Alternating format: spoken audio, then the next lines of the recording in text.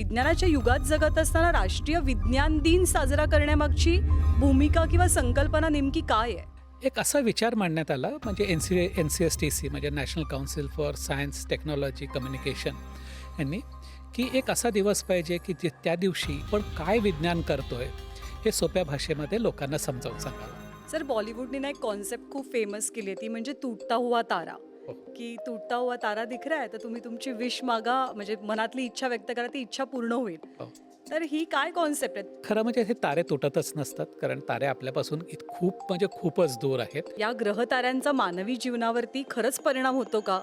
वास्तविक जीवनामध्ये जर आपण बघितलं तर ग्रहताऱ्यांचा कुठलाच प्रभाव आपल्यावरती पडत नाही. कुठल्याच पद्धतीने ते आपल्यावरती परिणाम करू शकत नाहीत कारण ते आपल्यापासून खूप खूप खूप दूर आहेत.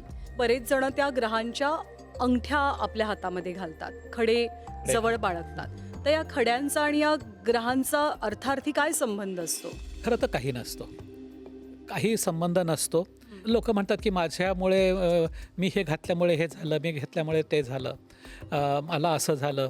पण त्याला खरा अर्थ नसतो. तुम्ही जे शिकता किंवा तुम्ही जे काम करता त्याच्यावरच तुमची प्रगती होते. शनीपासून सगळेजण बिचकून असतात, मग ती 7.5ची कॉन्सेप्ट असो किंवा मग शनी या ग्रहामुळे निर्माण केली गेलेली भीती असो. हो. तर शनी कसा आहे खरं तर?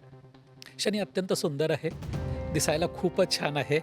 त्याची कडी जी आहे ती अप्रतिम दिसायला आहेत आणि तुम्ही एकदा बघितलं की विसरूच शकत नाही.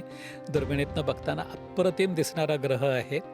आणि का कुणास ठाऊक की शनी आणि मंगळ ह्याबद्दल लोकांना भीती लोकांनी दाखवलेली आहे. काही लोक अशी पण मी बघितली आहेत की शनी दाखवताना चप्पल वगैरे काढतात, शनी बघतात, नमस्कार करतात.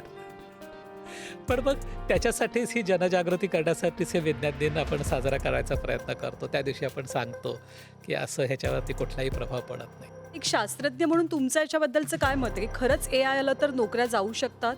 आपला मेंदू आहे तो प्रचंड कॉम्प्लेक्स आणि अमेझिंग गोष्ट आहे ती इतक्यात AI त्याच्यावरती कब्जा करेल असं वाटत नाही. आता आय एम सॉरी पण मी एक उदाहरण म्हणून म्हणतो आणि हे माझ्या एका मैत्रिणीने सांगितलेलं की उद्या तुम्हाला असं वाटलं की नवऱ्याच्या खांद्यावरती डोकं ठेवून थोडा वेळ विसावं तर तो AI करू शकणार नाही, त्याची जागा AI घेणार नाही, त्याला नवराच लागणार आहे.